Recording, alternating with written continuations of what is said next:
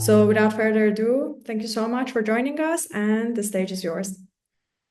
Thanks, Dulce. Hi, everyone. Thanks for having me. So I'm actually in the quietest part of my studio, but it's probably still a little bit noisy, and you might hear some grinders and whatever in the background. So I hope it's fine.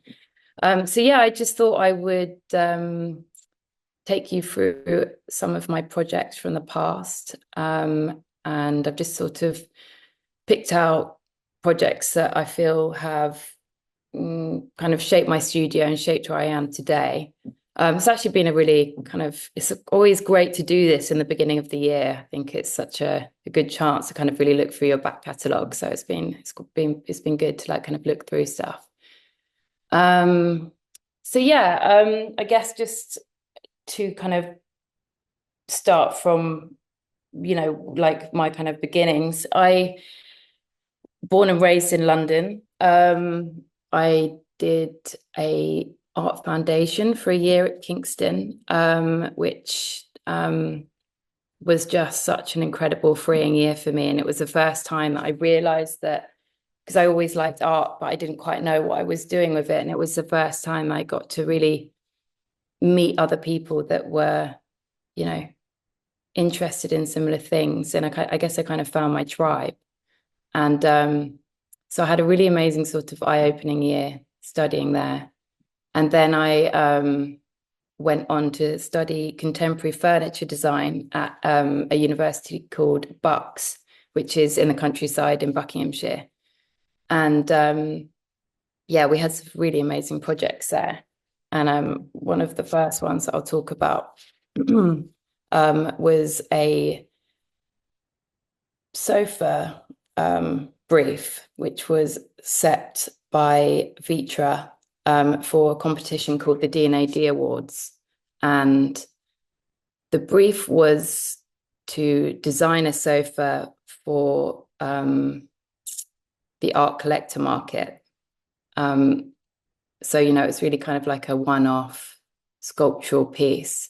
And up until that point, I hadn't really been making more art pieces. I'd been kind of focusing more on industrial design. And this was the first time that I kind of started thinking more in that direction. And at the time, I was really into figurative artists, artists that painted bodies like Jenny Saville and Lucien Freud and Francis Bacon. And here's a couple of pictures from Jenny Saville. I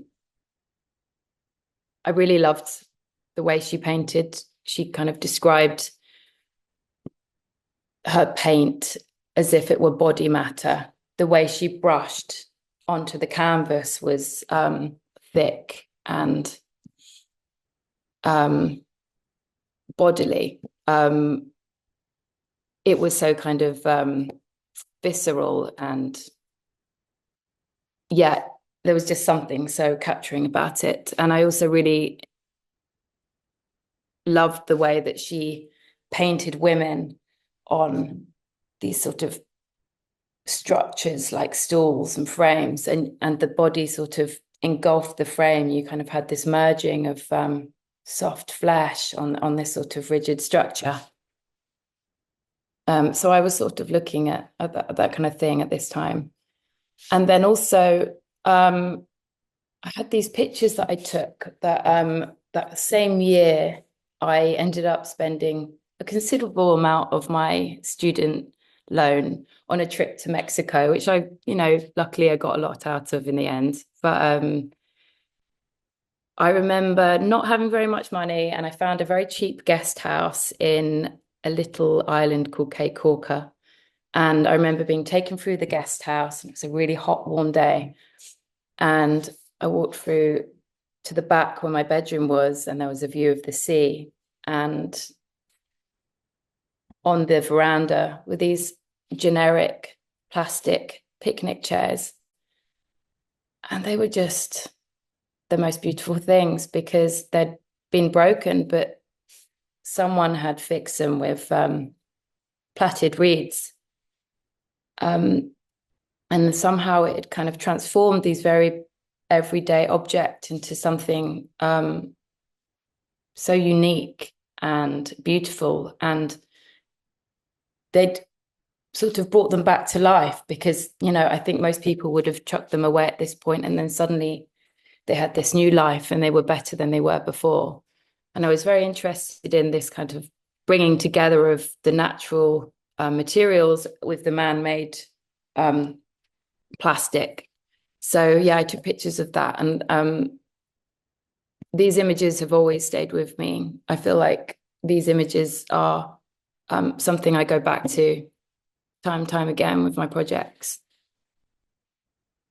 So I had these sort of two ideas in my mind, the kind of figurative painters, the body, the forming of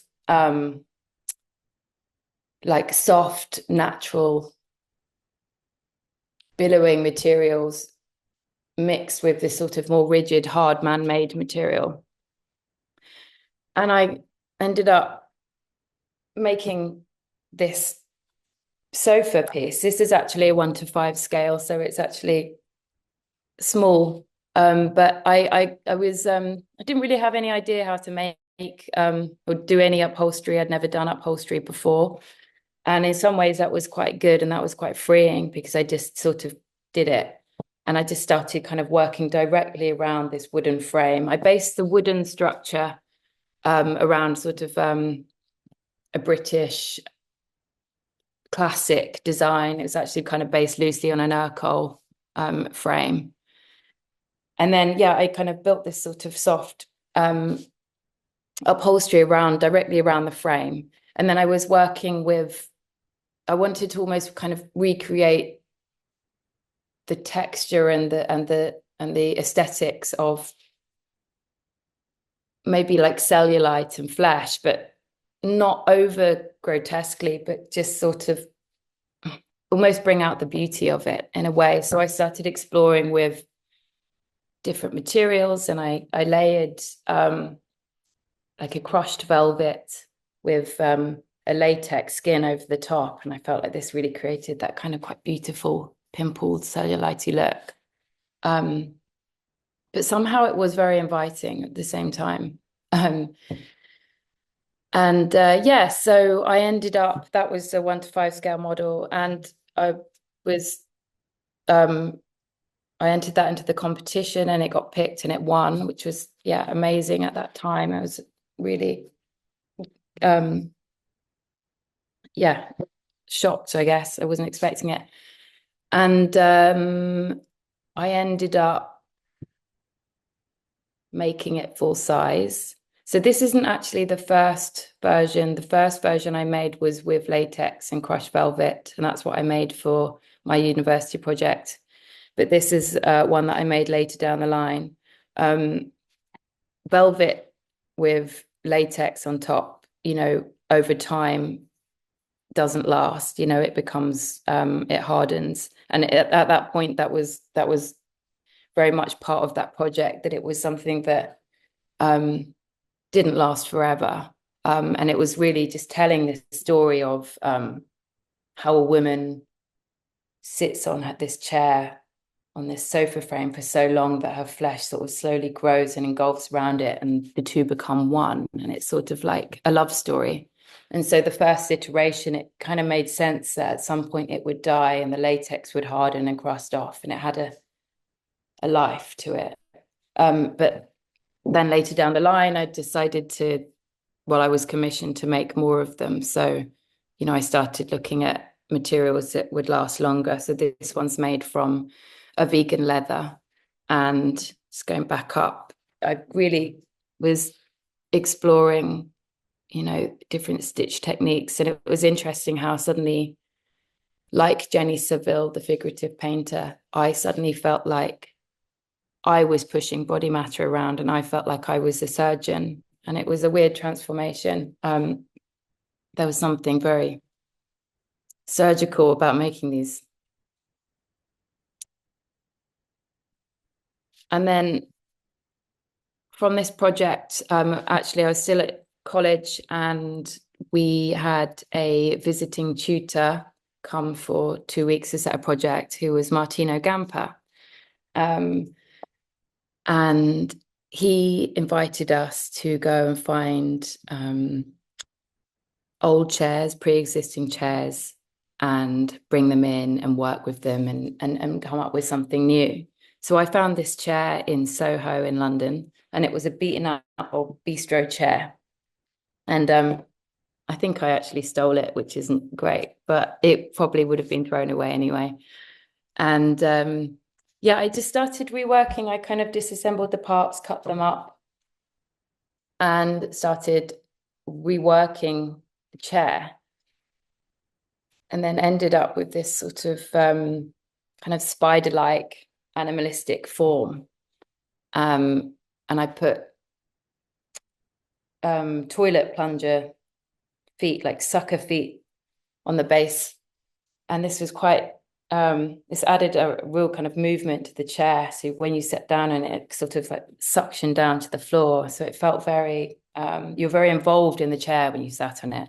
And that kind of really started a lot of ideas for me about how you could work with pre-existing chair frames and bring out this sort of character of this something that's alive in the piece.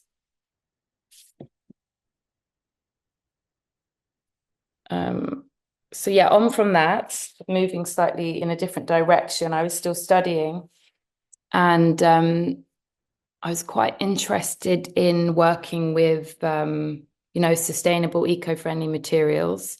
At this time, this was 15 years ago. And I started looking into felt, which is probably the oldest textile known to man. It came about in the 1st century, somewhere around Central Asia. And felt is really just made from sheep fiber, sheep wool, which is sort of layered up in kind of crisscross patterns and then watered and then heat and pressure applied. And you sort of roll it in a mat and you kind of just keep on applying heat and pressure. And eventually you kind of come up with this woven textile, which is felt. And it's such an incredible material because it's a natural insulator from the weather. It's waterproof. It insulates from noise, from heat. It's fire retardant. So it's got all these kind of properties. And yet it's such a sort of easy, it's an easy material to make, and you can make it by hand. So I was looking initially at this felt that was made by hand. And then I became interested in looking at industrial felt and looking at how felt's made these days. And they, instead of kind of rolling it by hand and putting it in a mat, they would put it in this sort of much bigger machines, and that they kind of get really like a lot of pressure applied and big heat rollers, and they kind of come out in massive lines of felt. But you can really get it quite rigid. So I was interested in that, and I started thinking about, well, how can I make a form from this felt and make it into kind of like a cocoon like structure, something that you can sit in and that will sort of move when you sit in it and move around with you. And I like this idea that you could make a 3D form out of something flat. So I kind of drew up these different kind of flat forms and brought them together and created these sort of cocoon-like structures. And yeah, so then I ended up making this with the felt. And so here's a picture of the kind of different angles of the felt chair. I've actually made quite a few different iterations of this chair now, but this one in the picture is with a steam bent walnut frame and the industrial felt top. And then what happened? So that was while I was at Buckinghamshire, and then I went to the Royal College of Art. And I remember the first week of Royal College of Art, I received an email from the Bill and Melinda Gates Foundation, And they were very interested in this chair because they were just building a new sustainable headquarters in Seattle, and they wanted to just fill it fully with sustainable design. So I ended up in my first week of Royal College of Art making 4 of these felt chairs for Bill Gates, which was quite bizarre and unexpected, but you know, fantastic project. So this was probably one of my first kind of public sculpture commissions. This was just after I finished the Royal College of Art. I was asked to design a sculpture for the entrance lobby of a residential block of flats that were being built in Soho in London. Soho's got a real place in my heart. It's probably one of my favorite places in London. It's just so steeped in history. Wherever you look, you know, if you really take some time to look through the cobbled streets, you can see remnants of history. And Charles Dickens wrote A Tale of Two Cities in Soho, or part of it, part of the book was based in Soho. And I was interested in kind of retelling his story as part of the sculpture for this hallway, and just to kind of celebrate the history of the area. So in this image on the top right, you can see a gold arm with a hammer, and that was like a sculpture outside of what used to be a kind of old gold beaters workshop, because Soho used to be kind of full of old tradespeople that would beat gold and make textiles and all sorts of things like that. So I wanted to talk about in this sculpture, talk about the bring in the story from The Tale of Two Cities, which is essentially about a giant gold beater who beat ribbons of gold with his ginormous mallet. So here is the final bench, and essentially it starts off like a thick piece of gold, and then it gets beaten and beaten and beaten until and it goes in and out of the walls until it ends up just being gold leaf at the very end wall. And yeah, I like this idea that it could also still be functional as well. So I made it into kind of a floating bench, so you could sit on the bench in the entrance hall. If I just go back to the first picture, you can see in the kind of the bottom right image, I inscribed some of the paragraphs from The Tale of Two Cities into the bench. And then, yeah, here's just some images of the fabrication. It was, yeah, the ribbon was made from brass, and it was 14 meters, I think. So it was quite a big piece. And yeah, so I had to make this in a really big workshop. And yeah, we just heat it and beat it and made it look like this old beaten up bit of gold. But yeah, that was an exciting project for me, and it was kind of it's sort of the first time I got to make something that was used and in public. Yeah, so moving on from that, this was a project. This was my lichen bronze project. So this is the beginnings of a whole range of furniture that I still make now. So I was approached by a couple who wanted a new table, like a celebratory kind of dining table for their house. And they had a really beautiful house I was invited to in the countryside in Bath. And they had a beautiful garden, and they have this kind of conservatory, and it was all made from glass. And I really wanted to sort of bring in the nature from outside. You could tell they were really into gardening. So I spent some time walking around the area and taking pictures. And I noticed there was some kind of different beautiful lichen growing on rocks and trees. So I took some pictures of those and I started experimenting in different ways I could replicate the lichen. So I started exploring with the colors and the textures and applying it to bronze through a technique called patination.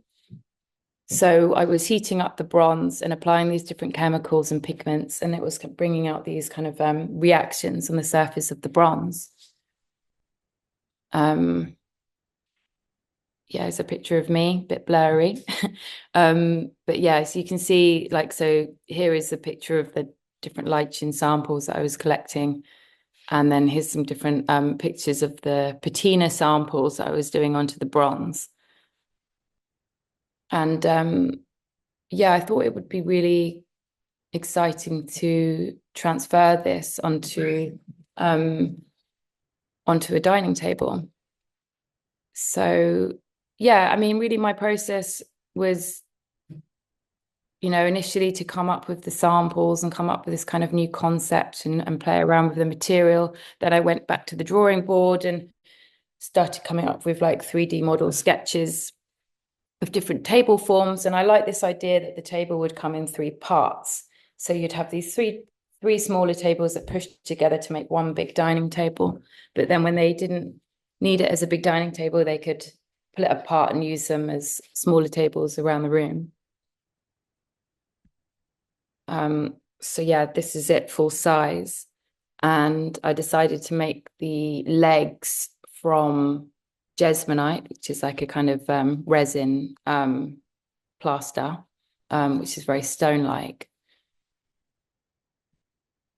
And then here's some pictures here of the table pieces made in bronze. And then the beginnings of the patination process, where we're heating up the top and applying the chemicals to create this like fungal sort of lichen top. And then, yeah, here's a finished table form with the jesmonite legs. And it was quite easy to, it was very heavy, but it was very easy to sort of push apart because we put like a kind of a soft base underneath the legs. So yeah, I'd say that worked out quite well. And then from that dining table, I ended up coming up with some different ideas of how I can kind of push that idea of the lichen bronze. And I wanted to make a series of coffee tables, console table, and maybe look at making a mirror. So yeah, just to kind of show you some pictures of like how I approached and how often I approach projects is I actually often work either on like a 1 to 5 scale model or I work in full size, and I kind of often work with card. I like to just see things full size and play around with them. And I guess working with cards sometimes gives that like almost caveman like aesthetic that I feel sometimes is in my work. But I almost wanted to have quite simple forms. And these pictures here on the left is a card, full-size card models of like a series of 3 nesting tables. And then on the right, I've made them from bronze, from sheet bronze. So the bases are rolled in a big bronze roller. And then the tops are brazed bronze onto the bases. Here's just a picture of a console table that's been rolled out of bronze, and I've just been sanding it down. And then here I am in the patina studio. So often, I don't just make everything myself. I often work with, I seek out people who's are proper craftspeople and their whole profession is just doing that one thing. So with this range, I work with a patina specialist and all he does is patina every day. And together we worked for quite a long time to kind of come up with this specified light chin finish, which you can see on this table base. And then here is on the left is a mirror that I developed. This is made from highly polished bronze sheets, and the reflection is like perfect, but with a sort of a rose tinted reflection. And I was interested, I was looking at the history of mirrors, and the first ever mirror was made in the Egyptian times, and they would use to sort of polish stones and they would see a slight reflection. And then that kind of developed into polishing metals to see a reflection. And I was interested to sort of retell that history, and also introduce this idea of lichen, which is, a very, very old fungus. So yeah, here we have the mirror and a coffee table, and then a larger mirror. So yeah, I still make these pieces frequently. The last one I made was 2 meters wide, and it came in 2 parts. It was quite heavy. I made that for a restaurant in Shanghai.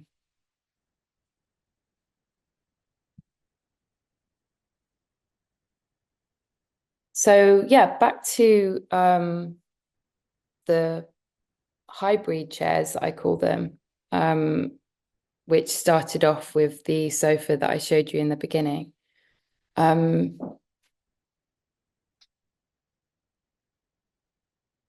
These are kind of some early pictures in my studio, and I finished being a student.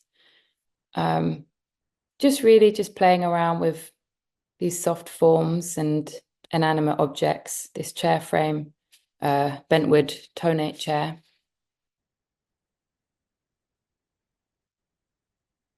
And then evolving it into more complex upholstery forms. So this was actually one of the very first hybrid chairs that I made.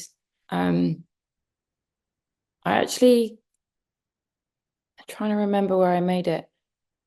I think, yeah, I actually knocked on the door of an upholsterer in London, and asked if I could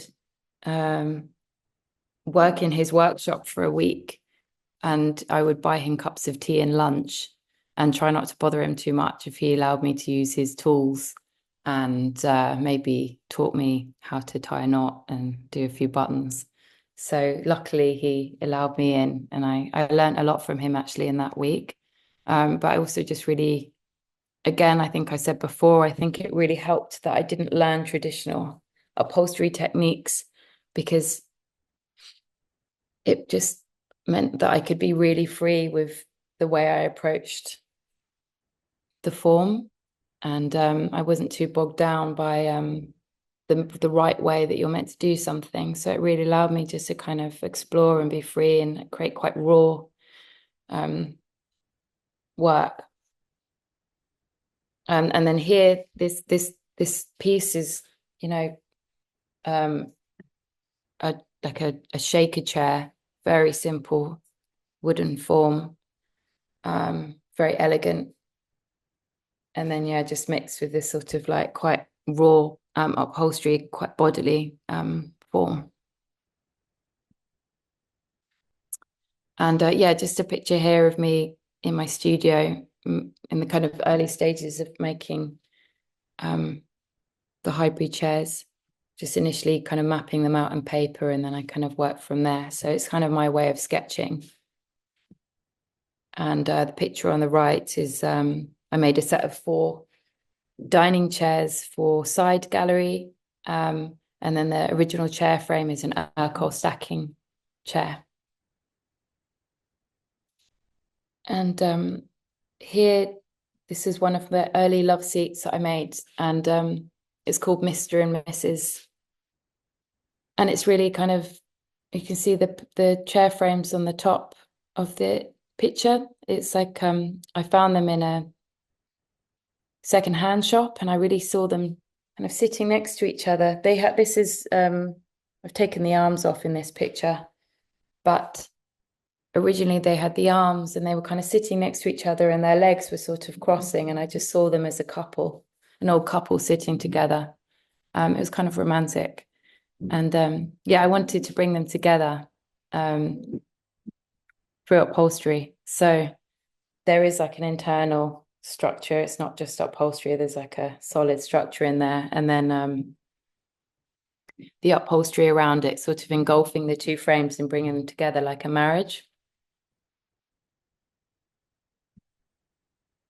Yeah, and then yeah, just showing some pictures of like more kind of playing in my studio. Often it just kind of helps, like I just like to be quite quick when I'm thinking about ideas. I don't bog myself down with making a perfect picture, or I just like to play around with forms and squidge things together and see what happens. So yeah, I was just thinking about enveloping chairs. And yeah, so from this form of just like this soft pillowy form being tied to this miniature vegetation chair, Brelic Brother vegetation chair, and then kind of ending up being this like full size like tonnet chair that's engulfed in this pillowy form. So yeah, something about kind of again, like maybe this cocoon-like feeling with this upholstery engulfing you as you sit in your chair. I think that's kind of an ongoing theme. Yeah, so I kind of almost see these two chairs as like a brother and sister. This is called Puff around Mundus, because actually this isn't a tonnet chair, this is a Mundus chair, which is in the same family. And then this is a bentwood tonnet chair, which has been completely engulfed in upholstery. So the picture on the left is while I'm still making it. But you can kind of see as time goes on that my technical abilities got a bit better. Yeah, so this is a picture from a show that I did, I don't know, maybe 5-6 years ago. This is when I first started working with Objective Gallery. They were based in New York and Shanghai. And they approached me and asked if I would make a series of 10 hybrid chairs. And it was more, the first time I kind of made so many of them all in one go. And it was a really kind of inspiring, exciting time. And yeah, so I ended up making this really kind of wide range of different chairs, really just like a material exploration. I've used fur, velvet, nylon, puffer, geo fabrics, like weird silver leatherette fabrics. So just trying all these different techniques with eyelets. And yeah, that was a really fun show, and it really opened up that project for me. Actually, weirdly, I remember I spent so much time on this project, and I remember I packed them off to Shanghai, and when they arrived, they unpacked them and they were all completely soaking wet and covered in mold, which was so shocking, and we couldn't really work out what had happened. But I think the crates had been left out in like a mad storm, and someone had just left all the crates out and they got completely ruined. So it was actually quite awful in the end. We had to do some serious repair work, and we actually managed to get them back to good health. But yeah, it was quite a hit at the time. Yeah, and here's a picture of one of my Cookie Monster chairs. So yeah, just a picture on the left of just like an example of how like I kind of sketch my idea, and then often I like bring it on my computer and kind of create these collages. And then the image on the right is a Cookie Monster chair, which is made from a plastic polyprop Robin Day chair. I hadn't upholstered onto plastic before, so that was a new challenge. And really, it was just about creating this kind of, again, like this animalistic form. I was like exploring how, you can kind of kink a leg slightly, and the way I could sort of manipulate the form of the upholstery actually kind of brought life and character into the piece and made it seem alive. And so it really was about kind of reincarnating an old chair and kind of bringing out the character, how I saw it. And then I was commissioned to make some dining chairs for a table. So it was quite sweet, actually, just to make a series of chairs, all from the same fabric and all from the same chair frames. It was the first time that I really felt like the chairs were the guests at the table. And you didn't even need the people to be there.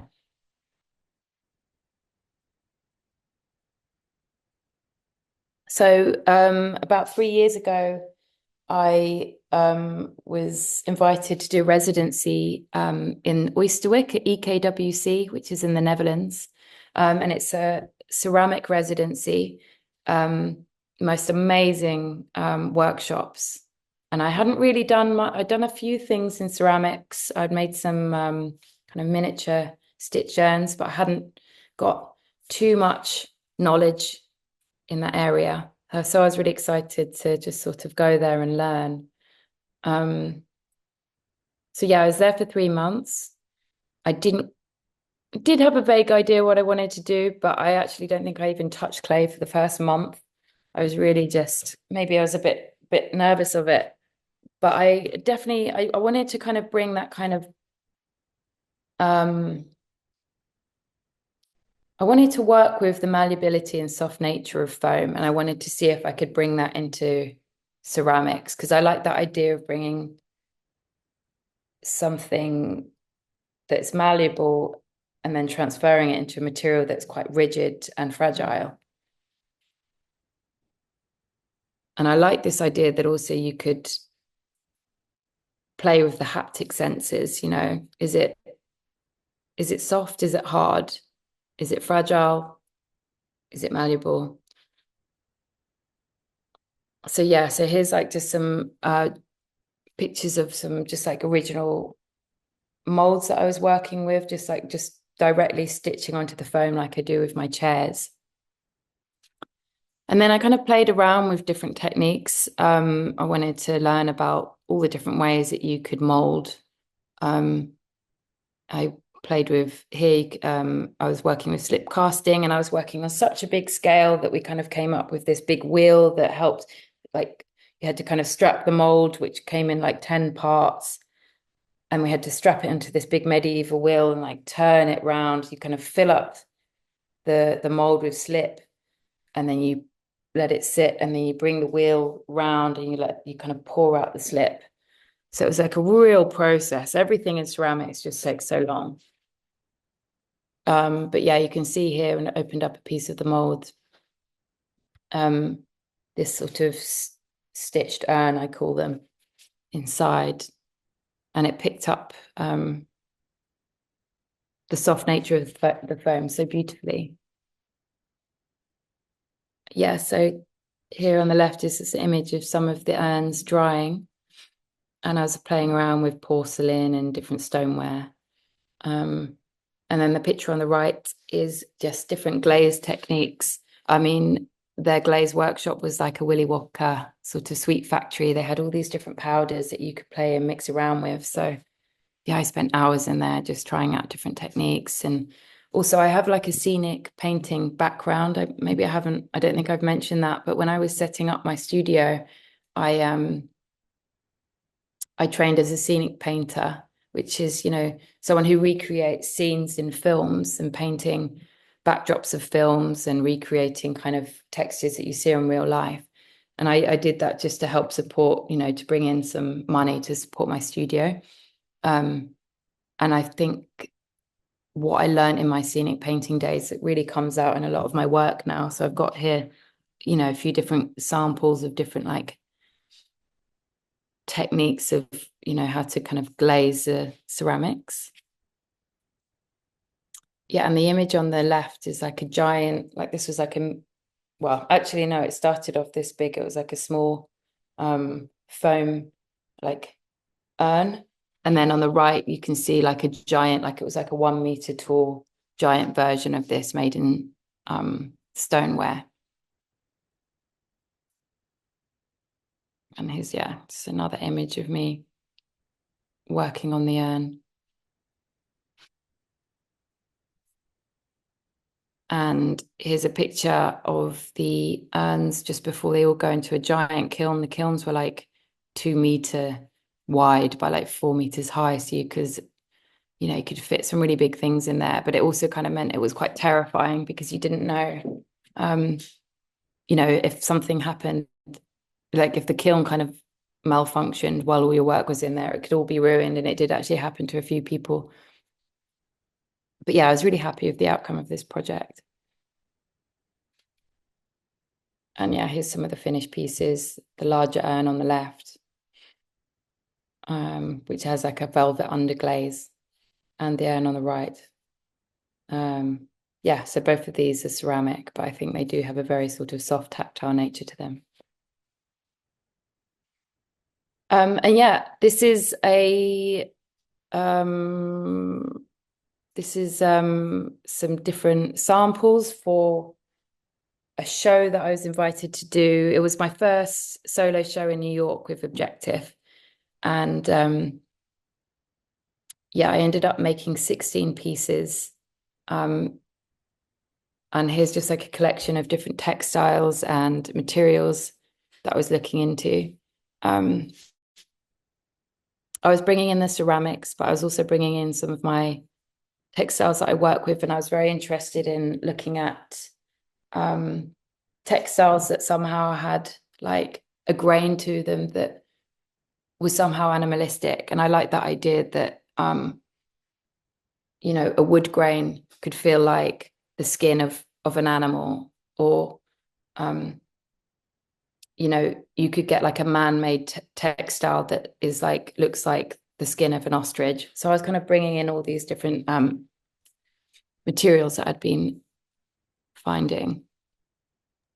Charlotte, And yeah. Charlotte, sorry to cut you off, but I just want to remind you that we can go on for another 5 minutes, but Mhm. since I would like to ask you some questions as Yeah, well. yeah, yeah, sure. Yeah, we can have the last 10 minutes or 7 minutes, is that if that is okay with you? Okay, yeah, I'll just talk about this project and then um yeah, so I um did this show last year. No, it's 2 years ago now because we're on the just turned the new year. And yeah, I made a series of objects that all kind of somehow had something quite alive and animalistic about them. Um, so yeah, here's just a few pictures from the show. You can see on the left wall, I've worked with some of the ceramic pieces that I was working with while I was on the residency, and then I evolved that into making some kind of lighting. And the big fat sofa in the middle,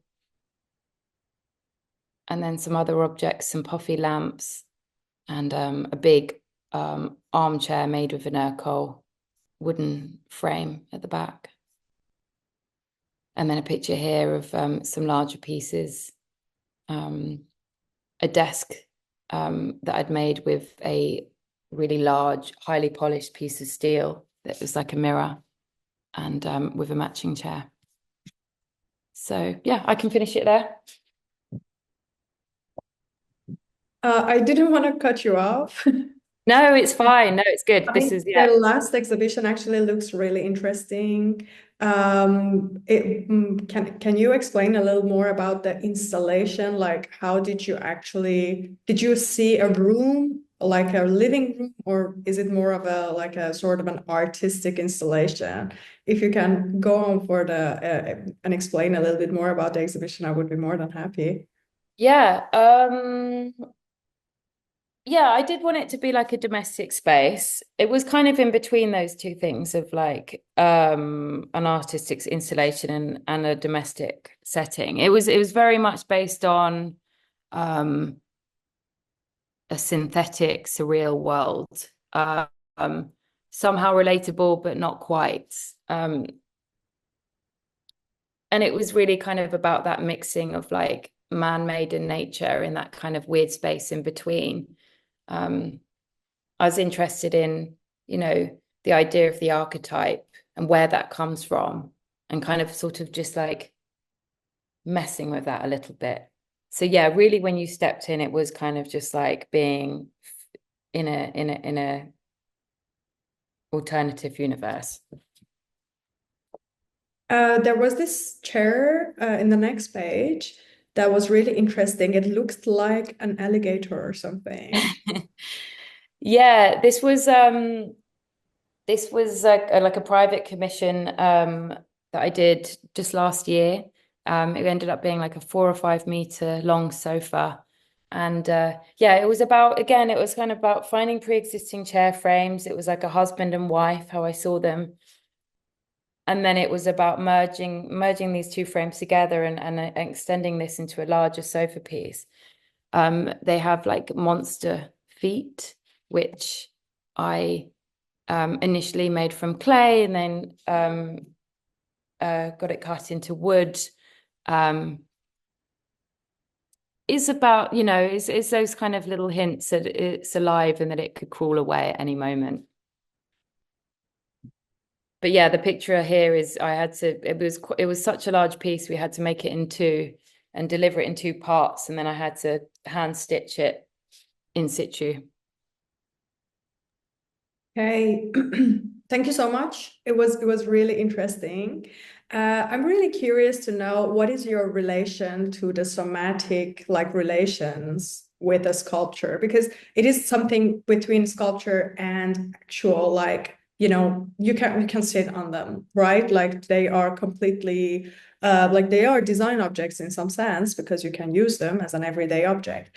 But for me, it is like as you mentioned bacon in front, like at the start of your talk, for me, it is somehow like it reminds me of something that you're losing, like a body without a skeleton, like being put on top of a skeleton. So, how do you see yourself like in between art and design? And it is really interesting to me to hear more about that from you. Yeah, it's an interesting one, really, because I think the way I work is as an artist. I come from a concept that interests me. I explore ideas by playing around with materials and like being interested in textures and color. I'm not like trying to solve a problem as such. But again, like I'm really interested in functionality, and somehow that always comes into my work. And actually, I'm really love to make something that like your feelings when you sit in it are enhanced, you're comfortable, you feel engulfed, you feel looked after. And I feel like that's part of the experience of enjoying the artwork. It's just all encompassing, and it affects you in every way. And something else that just really popped out when you were talking about the process of your work was the objects that you encountered. Like, I want to know how much did you had something in your mind and you found the right objects for it? How much it was the other way around? Like, I feel like it really brings out all of the history of the object when you start to work something for it, right? Like it is a two-way, like it's a dialogue or something. Um, can you tell us a little bit more about the process of your, like, the idea process? Well, like how I find the framework, the chair pieces. If I'm not mistaken, you haven't like specifically not like to start with, you don't make the chairs and then add the layer on top of it, right? Like you Yeah, with this series of work with the hybrid chairs, I find pre-existing chair frames, and it is, yeah, I guess that process, it does take some time because you really have to hunt for them. And I only really work with chairs that I'm drawn to. I guess I see a soul in them, or something that's alive, or something that's beautiful about them. Um, but I also like to work with chairs that need, you know, some repair or need some love or need, you know, they're not like beautiful. Often they need some work to them. I like this idea that I'm repairing them or reincarnating them and bringing them back to life. And I guess that goes back to those chairs that I found in Cape Walker, you know, the plastic chair frames that were broken. It kind of goes back to that, you know, it's like, oh, you know, how can we bring this back and what do I see in it? And I love that process. Thank you so much. I just want to mention that if anybody else also have questions, because I have a list, like I can go on talking to you about your works. I found that really interesting that you kind of always mention that it has to be, for you, it has to be kind of a creature that you bring into life. Like it has to be something that is living, that needs to be breathing. But you also mentioned something else that kind of made me thinking at the start of it. Like you said, you found your tribe when you entered your working space or your university. I want to know how that felt like. Was it because of the space that already existed, or was it like a specific work or something that made you feel like you found your tribe? Um, I think it was just the people. It wasn't really the work as such, that people were producing, although it was actually a really good year of people. Everyone there was like very focused and making really interesting work. But I think, you know, when you start out and you're just at school, you're like the odd one out for being the weird artist. And then you go to art school and suddenly everyone's a weird artist. And you're like, oh, okay. And it's great. I mean, it's weird because you're so used to being the one, the singled out person, and then suddenly you're kind of like everyone else. So it's kind of like good and bad in some ways. But yeah, I don't know. It was exciting. It's exciting to find people that are interested in the same things, you know. Do you find like something about the study like that you did, like specifically, more important, like one aspect? Was it the studios or just the people that you found like, more like giving you the vibe that you want to be creative, you want to create something specific? I'm just asking because like for me, it is kind of like important to see how, because I also felt that when I came in here. But right now, I'm like trying to see what that is like in a tangible sense. So that is, hence the question. Yeah. Oh, sorry, that is a question. Yeah, I mean, just like the space, I want to also like hear about like what actually pushed you towards working, for example, with fabric, because that is like the really interesting. Like we don't specifically make objects out of like we do kind of like make sculptures with fabric in some of the courses. Mm. But yeah, I just want to know what was your experiences that led you to work with this sort of material. Yeah. I don't know where that came from. That's like something that's like inside, really. No one was working with material fabrics. I never did any upholstery or anything like that at university, so it didn't really come from there. It's funny, I don't really know why I've so heavily worked with fabrics and upholstery. It's just I guess it's just because there's something fluid and malleable about it. And I guess you know, I don't really like having a real plan of what something's going to be before I make it.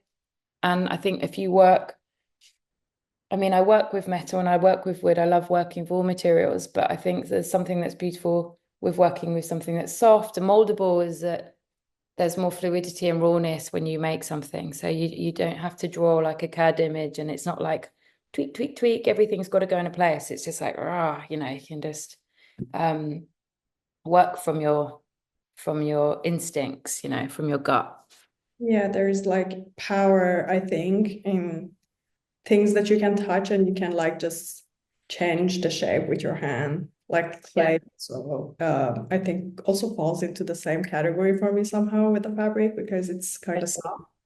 But it's weird because it's like that for me, but then I still have quite a rigid structure because it's not just completely sculptural. Like when I was working with the clay, it was like actually quite a rigid, I had to make these very complex molds that took a long, long time to make. And it was incredibly arduous process to even make one urn.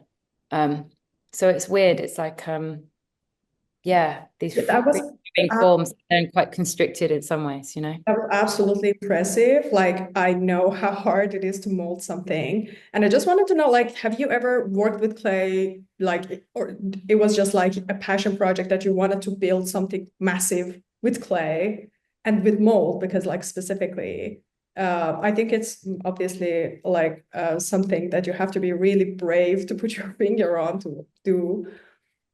Yeah, I mean, I think I said I was quite scared of it and didn't touch it for about a month into the residency. So I was nervous about it because it's just one of those mediums. There's just so much to know. And even people who've worked in it for years and years, don't really scratch the surface of everything there is to know. But I suppose when you're in a residency like that, you've got the support network of the technicians around you who've all got their kind of knowledge base, and someone's good at glazing and someone else is just really good at mold making and someone else is like knows about drying times, and you just you talk about your ideas in a hot pot of people that can all help, and that's what's so inspiring when you do these Yeah, that's residencies. there is this specific relation between you and Velvet as well, right? Like you really Yeah, like it. yeah. There's a movement to velvet. I think that's what it is. It moves. When you look from different angles, and that's bringing it back to that element of something being alive. I just find that so fascinating that something could be alive Yeah, when it's textile.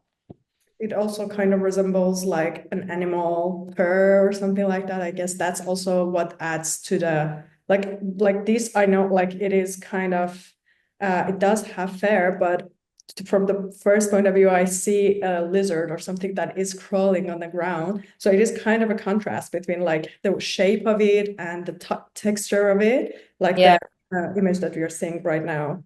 yeah. So is that something that you normally like you do you imagine the kind of the creature that you are going for?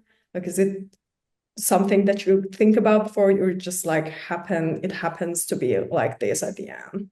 I think I know it's going to be a creature. I know it's going to be alive, but I don't necessarily know exactly how it will be until all the elements have come together, and then it has a life of its own. And I think that's just the way it is with all artwork anyway, isn't it? Because it's all down to perception and the individual, because everyone's going to bring their own ideas and of it's going to evoke different feelings and emotions, and remind people of things that they've experienced in their life. So it could be something to me, but for someone else, it'll be something completely different. Yes, thank you so much anyways for the talk. Charlotte, it was really nice to have you. Thanks And for having me. I wish we can see more of your works. I really want to see them up close. I feel like it has to be an experience. So any final remarks? Or Uh, no, just it's great to kind of be invited to show you my work. Thank you very much. we really appreciate it. And I hope to, yeah, we get to see each other in person someday. Yeah, me too. So much again, everyone, for tuning in. And I wish you a really nice evening. Thank you. Bye. Thank you.